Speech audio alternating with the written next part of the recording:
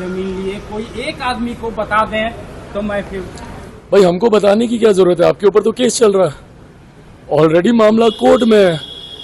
Court में आपके ऊपर इस मामले को लेकर ही लैंड फॉर जॉब इसी नाम से ना केस चल रहा है, तो ऑलरेडी मामला कोर्ट में है। और भाई ये बात तो किसी से छुपी नहीं ना कि 90 के दशक में क्या क्या चीजें होती थी, कैसे लोगों की जमीनें हथियाई जाती थी, कैसे दुकानों को तोड़कर सामानों को अपनी गिरफ्त में लिया जाता था।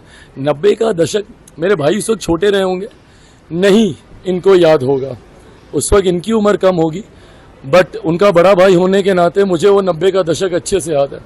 और मेरी पीढ़ी के और मुझसे पिछली पीढ़ी के ये जेनजी वालों को शायद उतना नहीं इस बात की जानकारी होगी, बट जो भी अपने माता पिता इनसे पूछेगा तो उनको पता चलेगा कि वो 90 का दौर क्या था और क्यों हमारे प्रदेश से इतनी भारी संख्या में पलायन हुआ। चिराग जी, तेजस्वी यादव ये भी कह रहे हैं कि 5 लाख नौकरियां जो दिया है उसमें से किसी को पकड़ करके लाए जिससे जमीन लिया हो या पैसा लिया। भाई मैं इसी का तुम्हें जवाब दे रहा हूँ कि भाई ये मामला तो ऑलरेडी कोर्ट में चल रहा है ना।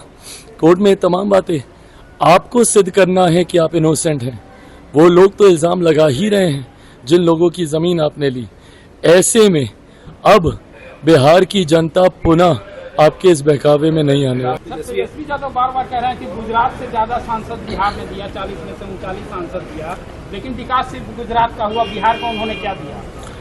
भाई इनको नहीं दिखेगा, बिहार का विकास इनको नहीं दिखेगा। और आज तो खैर बिहार में ये हम लोग के लिए सौभाग्य की बात है कि एक लंबे समय के बाद पुनः डबल इंजन की सरकार मिली है।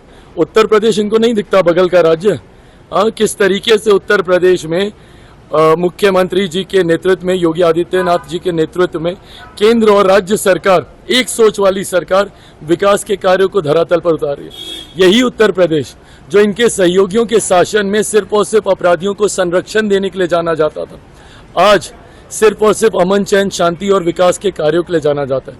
इसी तरीके से आज जब मुख्यमंत्री जी के नेतृत्व में बिहार में अब एनडीए की सरकार है, केंद्र में एनडीए की सरकार है, और ज्यादा चिंता ना करेंगे, परिणाम आने के बाद उसके बाद बिहार में विधानसभा के भी चुनाव होंगे, और इस बार बिहार के विधानसभा के चुनाव में पुनः एनडीए की सरकार बनेगी।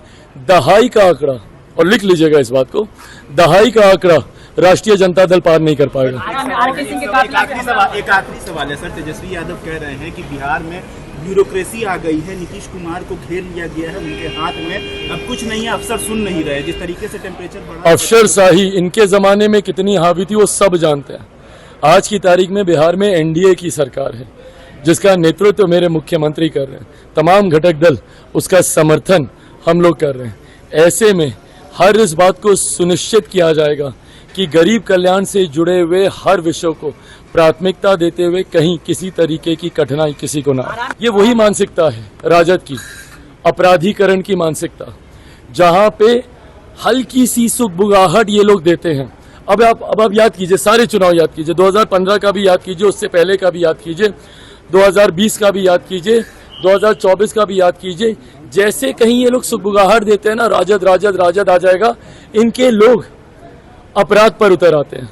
किस तरीके से कल उस छात्र की हत्या कर दी गई, किस तरीके से तमाम एनडीए के प्रत्याशियों के काफिले के ऊपर हमले किए जा रहे हैं। वीणा देवी जी, वैशाली की हमारी प्रत्याशी, उनके काफिले पे हमला किया गया, आरके सिंह साहब के काफिले पे हमला किया गया। ये वही अपराधीकरण की राजनीति है जिसके खिलाफ चिराग पासवान है, एनडीए सरकार है। और इसी गुंडा राज जिसको जंगल राज हम लोग कहते हैं, ये आहट भी ये लोग सोचते हैं ना इन लोग के दिमाग में कि भाई हम लोग की सरकार आ सकती है, तो इनके कैडर के लोग इसी तरीके का उपद्रव मचाने लगते हैं।